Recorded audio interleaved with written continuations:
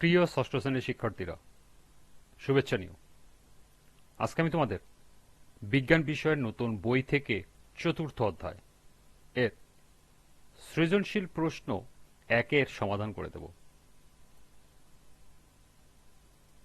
প্রথমে তোমাদের বলবো, যারা আমার চ্যানেলটি সাবস্ক্রাইব করো না তারা আমার চ্যানেলটি সাবস্ক্রাইব করবে এবং আমার সাথে থাকবে। তাহলে চলো আমরা ক্লাস শুরু করি। বিজ্ঞান চতুর্থ অধ্যায়, পৃষ্ঠা নং 37, সৃজনশীল প্রশ্ন 1। নিচের উদ্দীপকের আলোকে প্রশ্নের উত্তর দাও। লক্ষ্য করো, এখানে একটি উদ্ভিদের ছবি দেওয়া আছে। প্রথম প্রশ্ন, সপুষ্পক উদ্ভিদ কাকে বলে? দ্বিতীয় প্রশ্ন, পর্ব মধ্য কি, ব্যাখ্যা করো। তৃতীয় প্রশ্ন, এ অংশের গঠন ব্যাখ্যা করো। এবং সর্বশেষ প্রশ্ন, এ ও বি অংশের গুরুত্বের তুলনামূলক বিশ্লেষণ করো। তাহলে চলো এখন এই চারটি প্রশ্নের সমাধান দেখে নিই।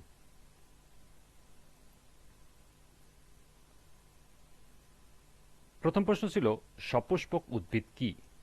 যে সকল উদ্ভিদে ফুল হয় তাদের সপুষ্পক উদ্ভিদ বলে, যেমন আম, জাম, ধান, মরিচ প্রভৃতি। সপুষ্পক উদ্ভিদের দেহ সুস্পষ্টভাবে মূল, কাণ্ড ও পাতায় বিভক্ত। দ্বিতীয় প্রশ্ন ছিল, পর্বমধ্য কি, ব্যাখ্যা করো। উদ্ভিদের কাণ্ডের যে স্থানে পাতা, কুঁড়ি বা শাখা জন্মায় তাকে পর্ব বলে। কাণ্ডে পরপর দুটি পর্ব এর মাঝখানের অংশকে পর্ব মধ্য বলা হয়।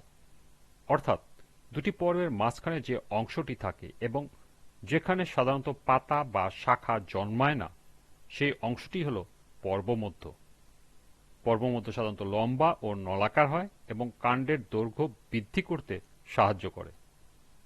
পর্বমধ্যের কাজ হল উদ্ভিদকে উচ্চতা প্রদান করা, পাতাগুলোকে আলো ও বাতাস পাওয়ার জন্য দূরে দূরে স্থাপন করা এবং খাদ্য ও পানি পরিবহনে সহায়তা করা। সুতরাং বলা যায়, পর্বমধ্য উদ্ভিদের কাণ্ড বৃদ্ধি ও গঠনে গুরুত্বপূর্ণ ভূমিকা পালন করে।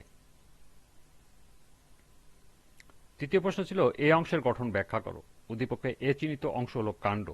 উদ্ভিদের কাণ্ড হল মূলের উপরের অংশ, যা মাটি থেকে উপরে বৃদ্ধি পায় এবং পাতা, ফুল, ফল ও শাখা বহন করে। উদ্ভিদের কাণ্ডের গঠন বলতে কাণ্ডের সেই অংশগুলো বাইরে থেকে সহজে দেখা যায় সেগুলোকেই বোঝায়। কাণ্ডের যে স্থানে পাতা, ফুল বা শাখা উৎপন্ন হয় তাকে পর্ব বলা হয়। এটি কাণ্ডের একটি গুরুত্বপূর্ণ অংশ। পরপর দুটি পর্বের মধ্যবর্তী অংশকে পর্ব মধ্য বলে। পর্বমধ্য গাছকে খাড়া রাখতে ও বৃদ্ধিতে সহায়তা করে।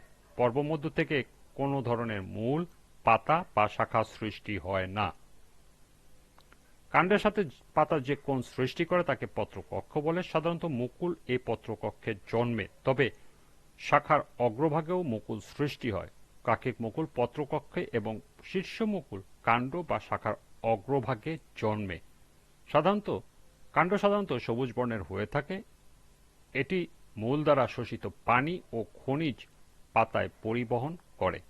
সুতরাং বলা যায়, কাণ্ডের গঠন উদ্ভিদের বৃদ্ধি, শাখা প্রশাখা সৃষ্টি এবং শারীরবৃত্তীয় কার্যাবলীতে গুরুত্বপূর্ণ ভূমিকা পালন করে। সর্বশেষ প্রশ্ন ছিল, এ ও বি অংশের তুলনামূলক বিশ্লেষণ করো। অর্থাৎ এ এবং বি অংশের গুরুত্বের তুলনামূলক বিশ্লেষণ করতে হবে। উদ্দীপকে এ চিহ্নিত অংশ হল কাণ্ড এবং বি চিহ্নিত অংশ হল মূল। উদ্ভিদের কাণ্ড ও মূলের গুরুত্ব অপরিসীম। উদ্ভিদের কাণ্ড, পাতা, ফুল, ফল ও শাখা প্রশাখা ভার বহন করে। কাণ্ড শাখা প্রশাখা ও পাতাকে আলোর দিকে তুলে ধরে যাতে সূর্যের আলো যথাযথভাবে পায়।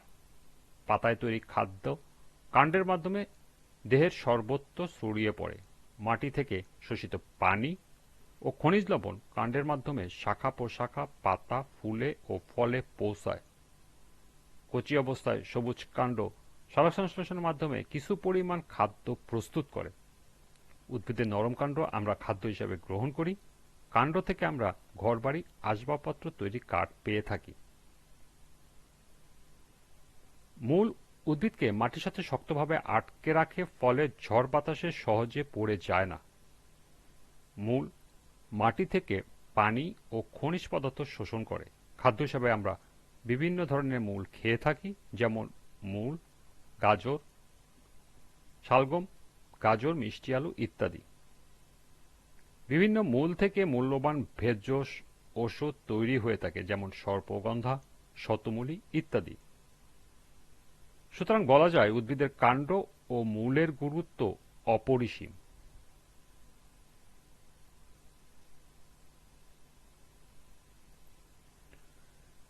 এই ছিল ১ নং সৃজনশীলের ৪টি প্রশ্নের সমাধান।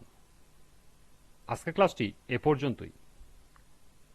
পরবর্তী ক্লাসে ২ নং সৃজনশীলের সমাধান করে দেব।